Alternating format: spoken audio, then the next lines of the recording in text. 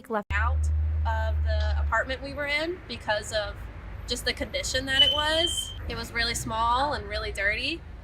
I also knew the second that I moved out of the school's housing that the school would probably not reach out to me at all anymore. Grader said she felt disconnected from her experience the minute she entered the hotel, and even though her professors were helpful, she and other students couldn't help but feel left behind. The lack of organization and communication from ELN and the program caused her more stress. GEC spokeswoman Shanna Van Beek wrote in an email to ENN saying safety and well-being were the first priorities for taking care of any student who tested positive. For programs affected by students delayed in returning, the GEC also emailed program updates to students and their emergency contacts, in addition to daily updates to all winter term programs. I really felt like I was forgotten by the school, and I would say I hope that in the future, I hope that this spring term they really, with students testing positive, like Global takes the initiative to email maybe more, to reach out more. Grader says she understands that the logistics of the program were being handled, but she and others would have appreciated more communication at a personal level. She says she was thankful to return in time for the spring semester. Jenna Mandarioli, ELN Morning.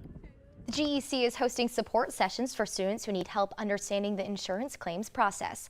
The next session is February 9th. Students can register on the International Health Insurance page on the GEC website.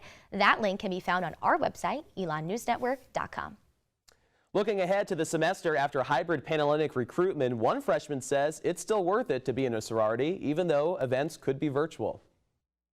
The money doesn't matter to me. Like, even if we could only do virtual events, I still understand because of COVID, but I rushed to find a community and I found that, so it's worth it to me. This year's Panhellenic Director of Recruitment, Jules Freeman, says she is hopeful sorority events will be held in person this spring. I would be pretty confident in saying that new member events can be happening throughout the semester in person. Especially, I know a lot of the organizations do philanthropy events, and while they may look different from how they did in years past, I think there's definitely still a hope that those things can be in person. While Panhellenic's hybrid recruitment is in the books, Interfraternity Council's recruitment process is on track to be held completely in person. Assistant Dean of Student Development Janice Bogman says there is always a possibility of shifting the process to be online, but because of the smaller number of students involved in this process, it is expected to remain in person. Bogman says around 200 students are set to participate, a number that is similar to last year. Beta Theta Pi recruitment chair and sophomore Sam Feinberg rushed this past fall in a fully in-person setting. He says that in-person recruitment allows for more genuine connections to be made between those rushing and the affiliated brothers. In an in-person social setting, you get much more of an opportunity to show who you really are and to break out of your comfort zone, because it's easy to put on a face when you're on a Zoom call and you're just in front of a camera, but when you're in front of a bunch of people, talking to them, going back and forth between different guys that you've never met before, it's a completely different setting. Registration for IFC recruitment has closed. Those registered can soon expect to be assigned to a recruitment counselor. The first day of the process is set to be Monday, February 14th. The rain we had this morning is slowing down, and I'll tell you more about it later when ELN Morning returns.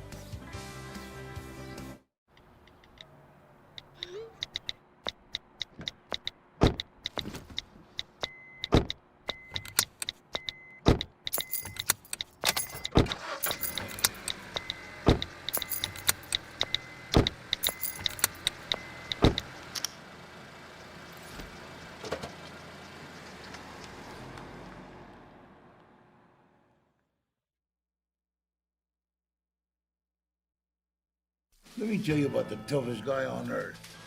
He has the crazy strength to lift the man that raised him up without even flinching. This guy, no, this warrior, will always be by his father's side, even if his dad will hardly remember. If this guy isn't the toughest guy on the planet, then I don't know. Down a lot. However, later in the day, it's going to go up to 66 degrees, which will be nice, but we'll see those clouds after the rain fully settles.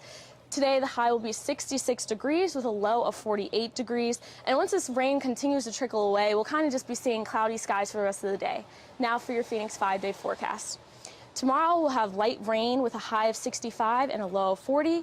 And Saturday and Sunday it'll be sunny with highs in the 40s and lows in the 20s. And Monday and Tuesday we'll have a high of 47 and a high of 53. Those temperatures will be low, and Groundhog said that we'll have 6 more weeks of winter, but I think we'll be pleased with the weather we have. Back to you guys in the studio. Wow, yeah, 6 more weeks of winter, but with mid-60s. Doesn't feel I know, like it at doesn't all. feel like it. Well, Naomi Washington with our Phoenix 5-Day. Thank you. Student Government Association cabinet members held a meeting for students to express changes they'd like to be made to the student handbook Tuesday night, but not a single student showed up. I want to give students as many opportunities to express their voice and their opinions as counts. So if no one chooses to utilize it, it doesn't mean that we're going to stop giving them that opportunity. That's not fair. Student body president Jack Corby says SGA is proposing a change to the attendance policy throughout the university. He says most likely by suggesting a Zoom option. Corby said students have previously expressed concern about the student conduct process. Students are always wary of what's going to happen if they ever had to go to student conduct, what that process looks like, and then when you're actually living it, what different measures are in place that students can feel supported and protected. Any changes to the handbook would need to be finalized by the summer to be implemented for the next academic year. Coming up, hear from an alum who made history at ELN when ELN Morning returns in 60 seconds. I'll be right back. Hi. You think you're probably sober? Yeah. But you're thinking about taking the back roads home, just in case. If you're probably sober, then why would you do that?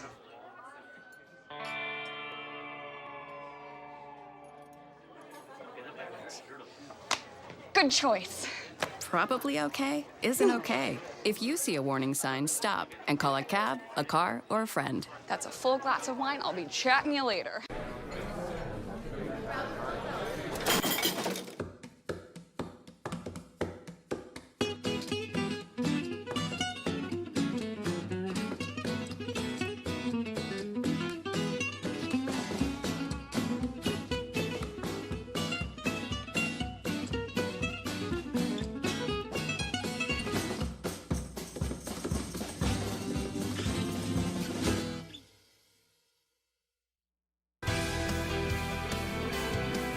As Black History Month begins, we highlight a Black alum who made history twice on this campus.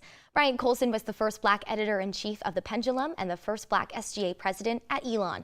The class of 1980 alum was the Black History Month kickoff speaker, but before his speech, our Naomi Washington talked to him about his best memories from ELN. What are your best memories from being editor-in-chief of the Pendulum? Probably my most challenging times. There were times when we were copy short. John Hurd was the photographer back then. He'd always fix me up because he'd get me a little picture to fill some space. Or I would write a quick article or get somebody to write a quick article to fill some space. But those were challenging times, but good times. How did your experiences from being editor-in-chief and SGA president, how did that take you into your professional life? What has helped the most is writing. When I wrote the columns that I had to write, writing columns as SGA president, because the SGA president we always allowed them a column, and as Pendulum editor I had a column, or I had to write something. So that writing in all of those editions, it got my confidence up. What do you say to Black students who are entering this profession and students in general who are student journalists? I tell any student, find something that you love and call it work, and put a little money in the plate at church.